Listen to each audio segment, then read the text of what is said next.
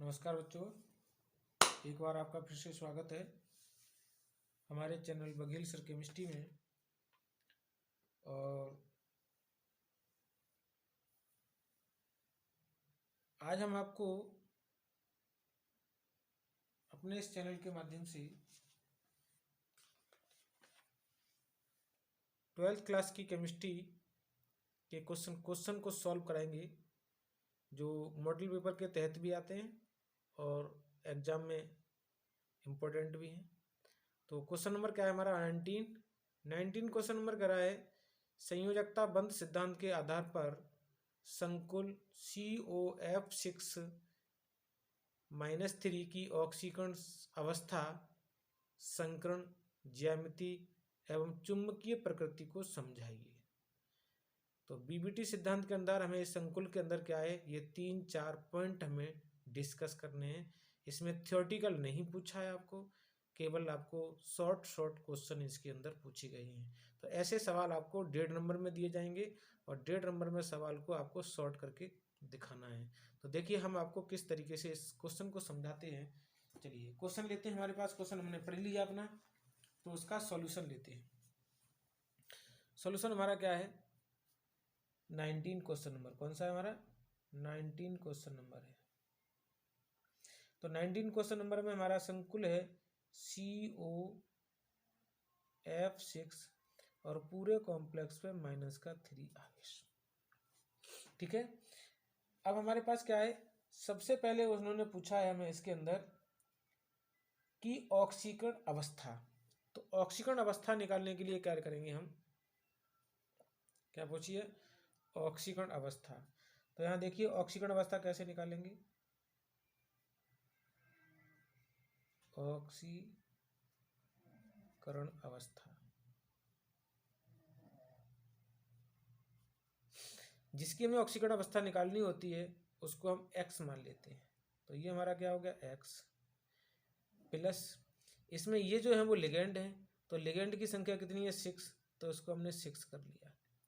एक लिगेंड जो है ये, इसका आवेश होता है -1 इजुकल टू इस संकुल पर जो कॉम्प्लेक्स है उस कॉम्प्लेक्स पर हमारे कितना है, -3 चार्ज है।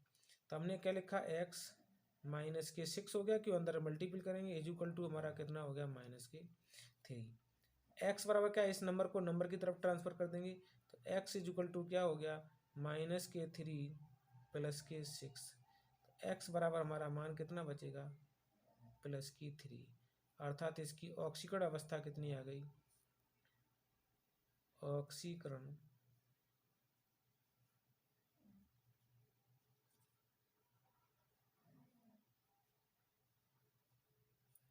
अवस्था बराबर आ गई +3।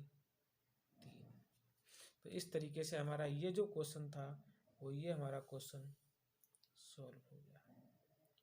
ठीक, आगे नेक्स्ट क्वेश्चन हमारा क्या होगा, उसको हम कैसे सॉल्व करेंगे उसको भी आपको ध्यान से देखेंगे। ये शेडिंग खराब हो रही है इसकी।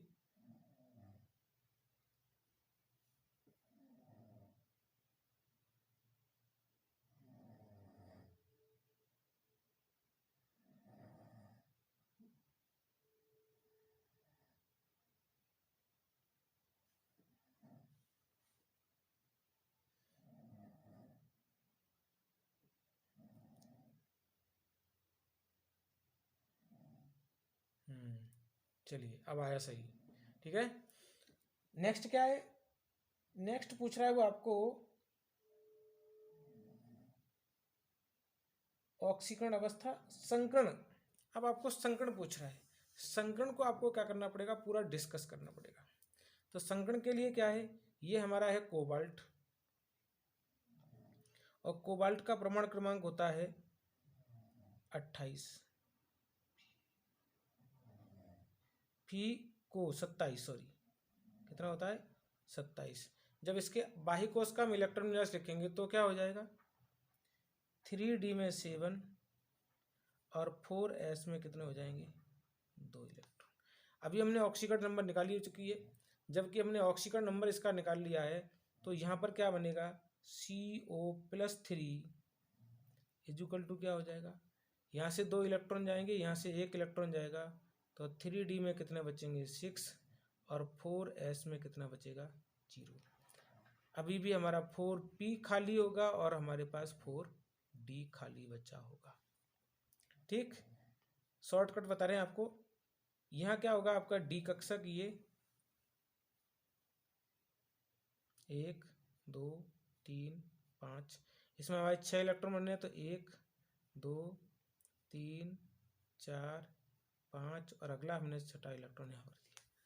अभी हमारे पास क्या क्या खाली है, अभी हमारे पास 4s खाली है, अभी हमारे पास 4p खाली है, 4p के 3 कक्षक खाली हैं, और अभी हमारे पास 4d भी खाली है। ठीक, तो इस तरीके से हमारे इसमें 4d खाली है। अब आगे क्या है, 6 लिगेंड के लिए 6f माइनस लिगेंड के आबंधन के लिए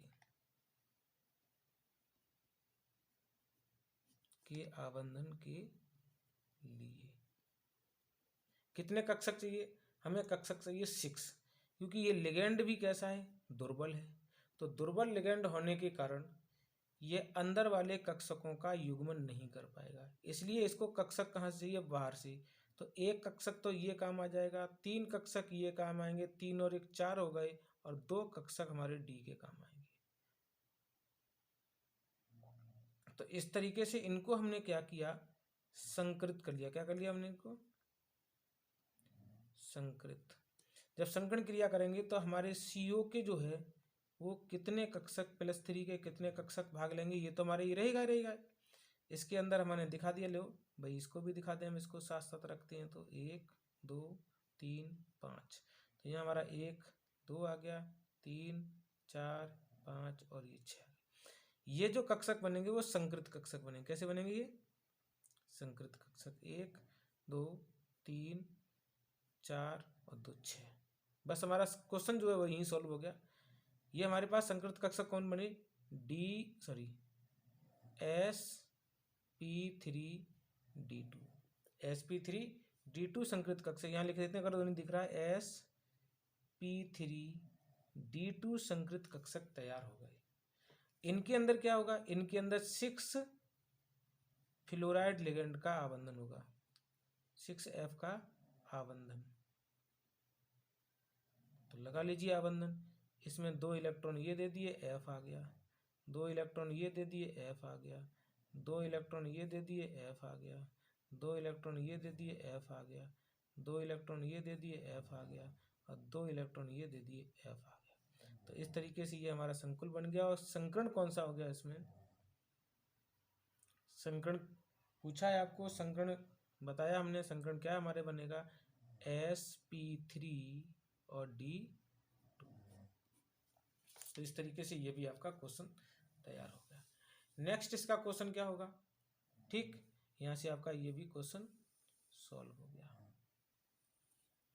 अब उन्होंने पूछा है ज्यामिति एवं चुंबकीय गुण, तब इसकी क्या पूछेंगे, ज्यामिति।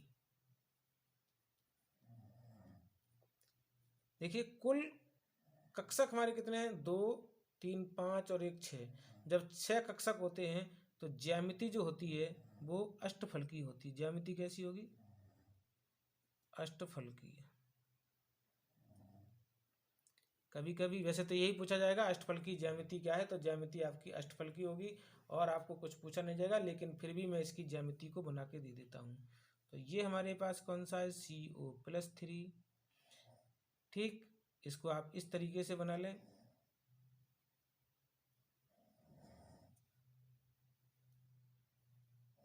यहाँ हमारे क्या है, फ्लोराइड। ये हमारा फ्लोराइड एकांकी इलेक्ट्रॉन युग्म देकर के ऐड हो रहा है। ये हमारा फ्लोराइड एकांकी इलेक्ट्रॉन युग्म देकर के ऐड हो रहा है। ये हमारा फ्लोराइड एकांकी इलेक्ट्रॉन युग्म देकर के ऐड हो रहा है।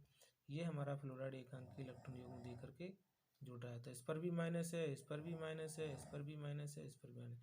2 जो फ्लोराइड हैं वो इस तरीके से इधर भी जुड़ रहे हैं। एक फ्लोराइड हमारा यहाँ जुड़ रहा है, ये भी हमें एकांकी इलेक्ट्रॉन दे रहा है, ये भी हमें एकांकी। अब इनको क्या करेंगे, इनको हम यहाँ पर जोड़ देंगे। तो इनको देखिए हम आपको किसी दूसरे कलर से जोड़ के दिखाते हैं। तो देखिए कैसे जोड़ेंगे, ये इस प्रकार ये जुड़ेंगे, ऐसे ही यहाँ पर जुड़ेगा, ये भी जुड़ेंगे यहाँ ऐसे, ये भी जुड़ेगा ऐसे करके, और ये भी इस तरीके से ऐड होंगे यहाँ, ये भी अपना ऐड होगा ऐसे। तो ये जो आकृति बनी वो कैसी बन गई, अष्टफल की आकृति बनी। अभी इसका छोटा सा क्वेश्चन और रह गया है। वो छोटा सा क्वेश्चन क्या है, वो छोटा सा क्वेश्चन आपका है चुंबकीय प्रकृति कैसी होगी। क्या पूछा उन्होंने, चुंबकीय प्रकृति। तो मैं यहाँ आपको इस तरीके से लिख दे रहा हूँ, चुंबकीय प्रकृति। ठीक, अब चुंबकीय प्रकृति को यहां से देखेंगे। इसमें देखिए अनपेड इलेक्ट्रॉन कितने हैं, संकुल में CO+3 के पास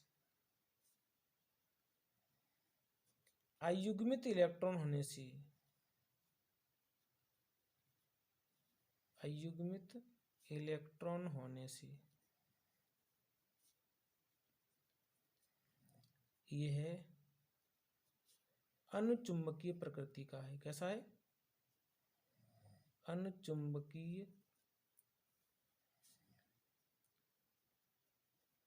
प्रकृति का है। तो इसकी प्रकृति कैसी होगी, अनुचुंबकीय, यानी संकुल कैसा हो गया आपका, अनुचुंबकीय प्रकृति का हो जाएगा। चुंबकीय आघूर्ण भी कभी पूछ लेता है, तो चुंबकीय आघूर्ण निकालने के लिए होता है म्यू बराबर √n+2। हालांकि इसमें पूछा नहीं है, आपको निकालना नहीं है, आपको तो केवल ये आकृति बतानी है। चुंबकीय है, आकृति कैसी है, अष्टफलकीय है, संकरण क्या है, sp। ठीक है, इस तरीके से क्या पूछ रहा है, उसमें आपको अष्टफल की आकृति पूछेगा, संकरण D2sp3D2 पूछेगा, और इधर आपका ऑक्सीकरण संख्या पूछेगा। तो अब हमारे पास क्या है, n बराबर होता है अनपेड इलेक्ट्रॉन, अनपेड इलेक्ट्रॉन। तो अनपेड इलेक्ट्रॉन किसने, इसमें 4। तो n बराबर कितना आ गया, 4। जब हम म्यू बराबर मान रख देंगे तो क्या होगा, √4 और 4+2। तो 4 और 2 6, 6 चौक 24, यानी म्यू बराबर क्या होगा, √24। और इसका मात्रक क्या है, बोर मैग्नेटॉन। तो कभी कभी आपको इस तरीके से भी सवाल पूछ लेता आगे की ओर और आगे बढ़ा करके, इसका मात्रक क्या है चुंबकीय आघूर्ण ज्ञात करने का। तो चुंबकीय आघूर्ण ज्ञात करने का मात्रक हमारा है बोर मैग्नेटॉन। ठीक है, तो ये हमारा क्या है, इस तरीके से हमारा आंसर निकल के आ गया। वैसे तो हमारा 25 होता है, यानी 4.96 के आसपास कुछ इसका आंसर निकल के आ जाएगा, क्योंकि अगर हम इसका वर्गमूल लेंगे तो इस तरीके से क्वेश्चन के अंदर क्या क्या पूछा था, क्वेश्चन के अंदर पूछने वाली चीज यहाँ थी, ये आप इसको देंगे, आधा नंबर की ये चीज हो जाएगी, आधा नंबर में आप ये संकरण देंगे, आधा नंबर में ये आकृति देंगे, और आधे नंबर में ये चीजें पूछी जाएंगी। तो आपको इस तरीके से ये चीजें आपको इस तरीके से क्वेश्चन को सॉल्व करके निकाल के देनी है। जल्दी सॉल्व करेंगे, क्योंकि क्वेश्चन आपको लेंदी नहीं बनाना है, क्वेश्चन शॉर्ट करना है। शॉर्ट क्वेश्चन के टाइप का पूछा है, तो लेंदी क्वेश्चन आपको बना के तैयार नहीं करना है। नेक्स्ट क्वेश्चन लेते हैं क्या हम, वो कह रहा है सामान्य ताप बढ़ाने पर गैस की हवाओं में विलेयता घटती है के कारण बताइए। मैं आपको ये थ्योरेटिकल क्वेश्चन है, मैं आपको यहीं इसका समझा दे रहा हूँ। सामान्य ताप बढ़ाने पर, यानी सामान्य ताप बढ़ाने पर गैसों की हवाओं में विलेयता कैसी हो जाती है, घट जाती है, कारण बताइए। तो ताप बढ़ाने से क्या होता है, जो हवा के अंदर कण होते हैं उनकी और गैस के कणों की गतिज ऊर्जा कैसी जाती है, बढ़ जाती है, जिससे गैसें जो हैं वो हवा में कैसी होती हैं, कम विलेय होती हैं। गैसों की और हवाओं की कणों की क्या हो जाती है, गतिज ऊर्जा बढ़ जाती है। गतिज ऊर्जा बढ़ जाने से ये हवा में गैसें कैसी होती हैं, कम विलेय होती हैं। तो ये इसका हो गया हमारे पास आंसर। नेक्स्ट इसका क्वेश्चन है 20 का, वो कह रहा है 5% W/B NaCl के 200 मिलीलीटर बिलियन बनाने हेतु कितने ग्राम NaCl की आवश्यकता होगी। इस क्वेश्चन को, ये हमारा बिलियन वाले पार्ट से क्वेश्चन है, तो इस क्वेश्चन को हम क्या करेंगे, अच्छी तरीके से स्टडी करेंगे और अच्छी तरीके से स्टडी करने के पश्चात हम इसको सॉल्व करेंगे। तो देखिए कैसे सॉल्व करते हैं हम इसको। तो हमने क्या किया 5%। अब हम इसका मान देख लेते हैं। तो क्वेश्चन को किस तरीके से सॉल्व करेंगे, देखिए इधर सॉल्व ले लेते हैं, इसका सॉल्यूशन हम यहाँ लेते हैं। हमारे पास ये जगह बची हुई है, यहाँ क्या है W/B percentage is equal to क्या होता है, विलेय का भार बट्टे बिलियन का आयतन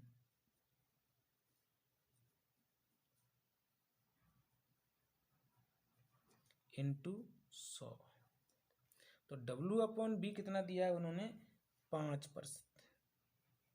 कितना दिया है, 5। ठीक है, तो ये तो हो गया हमारे पास W/B परसेंट बराबर 5। यहाँ क्या होगा, विलेय का भार, विलेय हमारा क्या है NaCl। तो NaCl का भार बट्टे बिलियन का द्रव्यमान आयतन कितना दिया है, बिलियन का आयतन दिया है हमारे पास 200 मिलीलीटर, इंटू क्या हो जाएगा 100, इंटू क्या हो जाएगा 100। तो अब हमारे पास क्या होगा, हमारे पास जो आंसर बचेगा वो ये बचेगा, क्योंकि हम 100 से क्या करेंगे, इसको 2 टाइम डिवाइड कर देंगे और 2 का इधर मल्टीप्लाई कर देंगे। तो NaCl का भार बचेगा, क्योंकि 2 का इधर मल्टीप्लाई हो जाएगा, तो 5 मल्टीप्लाई बाई 2। तो आंसर कितना आएगा हमारा 10 ग्राम। यानी आंसर हमारा कितना आ गया, NaCl का आयतन, NaCl का भार बराबर कितना आएगा 10 ग्राम। तो ये हमारे पास आंसर आ गया इसका। ठीक है, ये हमारे पास क्या आ गया आंसर। नेक्स्ट क्वेश्चन को हम कैसे सॉल्व करेंगे, क्या हमारा क्वेश्चन है, नेक्स्ट क्वेश्चन को देखेंगे आप। अगला हमारे पास क्वेश्चन है इसका, वो है चांदी का एक क्रिस्टलीकरण चालक नहीं, यहाँ पर क्या है जालक में होता है। चांदी एक क्रिस्टलीकरण जालक में होता है यदि इसकी कोष्ठिका की कोर लंबाई, यदि इसकी कोष्ठिका की सॉरी आंसर लिख रहा है आपको, क्वेश्चन ये रहा, चांदी का क्रिस्टलीकरण जालक में होता है यदि इसकी कोष्ठिका की कोर लंबाई 4.077 गुणा 10⁻⁻8 सेंटीमीटर है तथा घनत्व कितना दिया है 10.5 ग्राम प्रति सेंटीमीटर क्यूब। तो चांदी का परमाणविक मान ज्ञात कीजिए। क्या पूछा है, चांदी का परमाणविक मान ज्ञात करवाया है। तो इस क्वेश्चन में हमें कुछ डाउट लग रहा है। क्या डाउट है, देखिए क्या है कि इसमें आपकी जेड का मान नहीं दिया, यहाँ पर आपकी आकृति भी बताई गई होगी। तो वो आकृति क्या है, देखिए तो यहाँ जो दिया हुआ है वो दिया हुआ है चांदी का क्रिस्टल FCC कौन सा, यहाँ पर FCC जालक में होता है। बस यहाँ पर हमारा क्वेश्चन सॉल्व हो जाएगा। अब देखिए हम क्वेश्चन को किस तरीके से सॉल्व करते हैं, ध्यान से देखेंगे क्वेश्चन को। तो क्वेश्चन नंबर हमारा क्या है, QUS क्वेश्चन नंबर हमारा है आपका 21वां, 21 क्वेश्चन नंबर है। तो 21 क्वेश्चन नंबर को कैसे सॉल्व करेंगे, इससे आपको कम दिख रहा है, हम आपको दूसरा पेन ले रहे हैं। चांदी का एक क्रिस्टलीकरण यानी FCC में परमाणु बराबर होते हैं 4। तो ये हमारा हो गया जेड बराबर कितना हो गया 4, एक हमें मान मिल गया जेड। दूसरा कह रहा है यदि इसकी कोष्ठिका की कोर लंबाई यानी भुजा बराबर कितनी है A, और A बराबर मान कितना दिया 4.077 गुणा 10⁻⁻8 सेंटीमीटर। ठीक, कोई बात नहीं है। घनत्व बराबर दिया है 10.5 ग्राम प्रति सेंटीमीटर क्यूब। चांदी का क्या पूछा है, परमाणु द्रव्यमान यानी M का मान पूछा है चांदी के लिए। ठीक, चांदी के लिए किसका मान पूछा है, M का मान पूछा है। तो हमारे पास सूत्र होता है घनत्व बराबर यानी घनत्व D बराबर Z into M upon AQ into NA। NA यहाँ पर क्या है? आवोगाद्रो संख्या। क्या ये? आवोगाद्रो संख्या। ठीक, ये आपको ध्यान दें। अब हम क्या करेंगे? मान रख लेंगे। तो हमें मान तो निकालना है m का। जब m का मान निकालेंगे तो हमारे पास क्या होगा? m बराबर D into AQ into NA upon क्या हो जाएगा? Z। ठीक, तो अब हम कैसे करेंगे? मान रखेंगे, यहाँ करेंगे putting the value in above equation, AVOVE above equation. तो m बराबर क्या हो जाएगा? D का मान दिया उन्हें 10.5 गुणा AQ का मान कितना होगा? 4.077 गुणा 10 की घात माइनस की 8। यहाँ पर क्या कर देंगे हम? होल क्यूब इंटू आवोगाद्रो संख्या कितनी होती है? 6.023 गुणा 10 की घात 23 अपॉन कितना हो जाएगा? Z का मान कितना है? 4। तो सॉल्व करेंगे। देखिए यहाँ पर हम सॉल्व हमें यहाँ पर किससे करना पड़ेगा? मोबाइल से सॉल्व करना पड़ेगा। तो मोबाइल हम ले लेते हैं आपका, ये देखिए इस तरीके से मोबाइल को हम ले लेते हैं। मोबाइल से सॉल्व करके आपका आंसर निकाल के बताएंगे।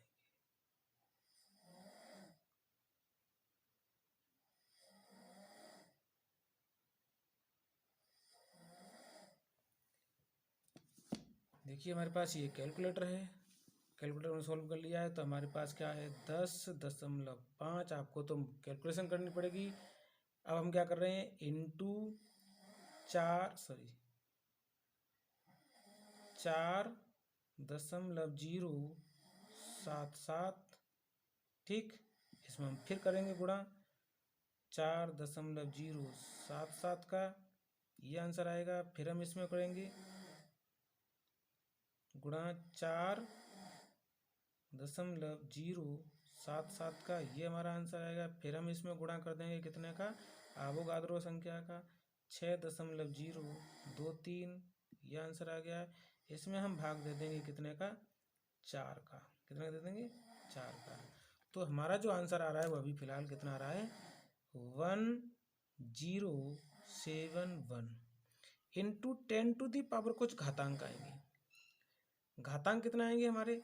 देखिए घातांक आएंगे, ये तो हमारे पास 23 घातांक होगा। 8 दिया कितना हो गए? 24। तो इंटू 10⁻ कितने हो गए? -24 इंटू 10⁻- के हो गए 23। तो 23 24 में घटा दिए, माइनस का 1 बचेगा, अर्थात दशमलव वाला यहाँ लगा है। तो क्या होगा? 1071 इंटू 10⁻⁻1। माइनस का 1 मतलब 10 का भाग लगेगा। 10 का 1 भाग लगने का इसका आंसर आएगा हमारा कितना? 107.1। और आएगा कितना भाई? ग्राम प्रति मोल रह जाएगा। क्या रह जाएगा? ग्राम प्रति मोल। तो इस तरीके से हमने ये आपको क्वेश्चन को सॉल्व करके दिखा दिया। तो इस तरीके से आप इस क्वेश्चन को सॉल्व करेंगे। ये हमारे पास मैटर है, क्वेश्चन अच्छा है, ये एग्जाम में पूछा जा सकता है, इंपॉर्टेंट क्वेश्चन है। तो चांदी का जो मूल्य द्रव्यमान होता है वो 107 होता है। तो यहाँ इस तरीके से जो मान निकल का है वो हमारा 107। ठीक है, तो आज के लिए इतना ही काफ़ी है। अगले वीडियो में आपको फिर मिलेंगे। हमारी वीडियो को देखें, लाइक शेयर सब्सक्राइब करें। जय हिंद, जय भारत।